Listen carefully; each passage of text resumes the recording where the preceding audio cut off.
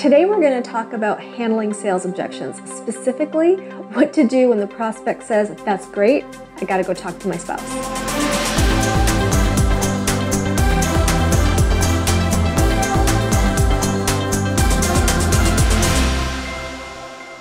Hey there, welcome to Living Forward TV. I'm Nafissa, Shireen, success coach for entrepreneurs. For the best tips and mindset strategies on how you can leap your income and build a business around your ideal life, consider subscribing and remember to click the bell notification and you will be on your way. I think we've all been there where we have a perfect sales conversation with the perfect prospect and they don't even balk at the price, right? Where they just say, "This sounds amazing. I just need to talk to my spouse first and I'll get back to you." And then either they let you know that their spouse said no, or you never hear from them at all. That can be pretty deflating, isn't it? I understand. Well, by the end of today's video, I'm going to teach you how to handle this objection on the initial call so that you can increase your conversions. I think what makes this particular sales objection one of the toughest is when the prospect says it, you don't know if it's actually legit, which it can be, or if it's just a convenient excuse to get off the phone. And because of that, it can feel like it's really hard to challenge.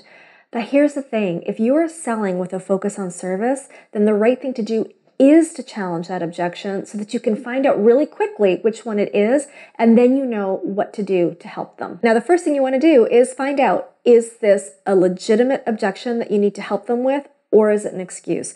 And the way you do that is through questions. So the question I like to ask people when they tell me they need to speak to their spouse is, "Hey, I get that. I totally understand. I'm curious about one thing. Have you decided and just need to bring your spouse into the decision? Or have you actually not decided yet?" And remember, this isn't an inquisition. This is not always going to be the most comfortable question to ask. And so you don't want to sound like you're beating the person over the head. Keep your tone light, playful, and curious. And by asking this question, you're going to find out really quickly if your prospect still has questions and is unsure and was using this as an excuse to get off the phone, or if it is actually legit.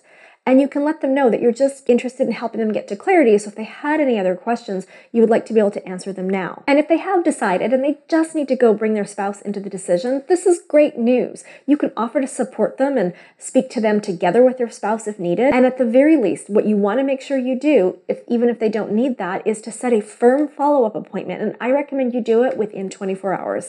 Now, I know you're probably thinking, I can't possibly ask that question. That's intrusive. What if they get upset? If you're coming from a place of service and you're offering to help them and you're offering to help them get clarity, your prospect is not going to get upset, especially if it's a legitimate concern that they need to work on. They're going to be bending over backwards to make sure you know and you have comfort that they are serious about moving forward and that they don't want to lose their place. Now, if they do get upset, that's likely because they were making an excuse and didn't have the courage to actually say no. And you don't need to buy into that story. You can just say to them, "Hey, I wasn't trying to upset you here. It's just this sounded like something you really wanted and I was trying to see if there's any way I could support you in moving forward." If it's not something you want, that's okay too. It's just best that we both know today. And if your prospect really did need to go speak to their spouse, they're going to feel so supported and they're going to know that moving forward with you, you've got their back every step of the way. So this is a question that I think is a win-win all around. Now, it is a little uncomfortable the first time you do it, but as you get comfortable asking the question and practice with other people, practice your tone,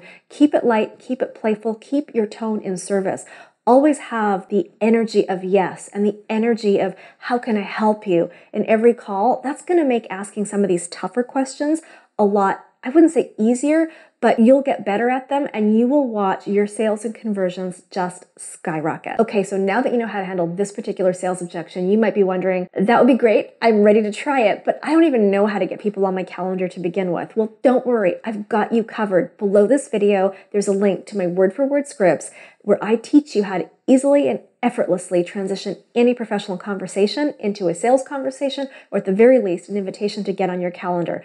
Just go to the link below and it's all yours. If you found today's video helpful, make sure to leave me a comment below and share it with somebody who you know needs it. And I would love to invite you to join me in the free Living Forward TV Facebook community. That's where you get to grow your business, network with like-minded entrepreneurs, as well as get daily inspiration and interaction with me. All you have to do is go to livingforwardcommunity.com, click the Join Now button, and I'll see you on the inside.